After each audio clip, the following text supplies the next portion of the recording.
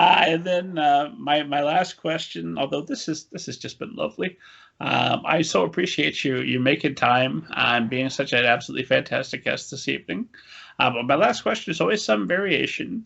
If you could go back toward the start of your career or any time in your career it would have been useful to you, and give yourself some advice that would make a significant difference and might make a big difference for esteemed audience listening with their writing career, would you go back and tell yourself?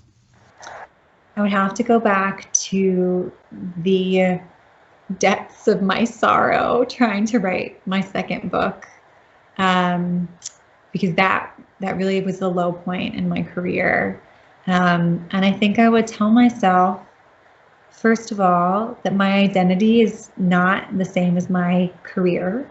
You know, just because my writing was not going well at that particular time was not a reflection on my worth as a person, which I think is an important thing for people in all career paths to remember. And I would just tell myself to show myself more grace, show myself more patience, and understanding, rather than having those voices. Well, you know, you're always going to have the voices that say, haha, I told you so. You were a one-hit wonder. You're not a real author. You're never going to write a book again. I don't think you can get rid of those voices. They're there. But it's like a crazy dollhouse family, and that's one of the family members. And, you know, that's like my older brother. And then there has to be a little sister that says, shut up. I'm doing something else right now. I'm going to get back to writing in a little while.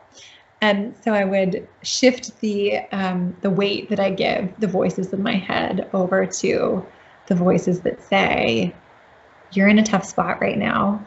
Writing is hard. Being creative is hard. It's really draining.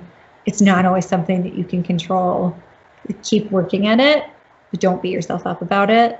And the story that is that you're meant to tell is going to come to you one way or another. You're going to find it. It's just a matter of when.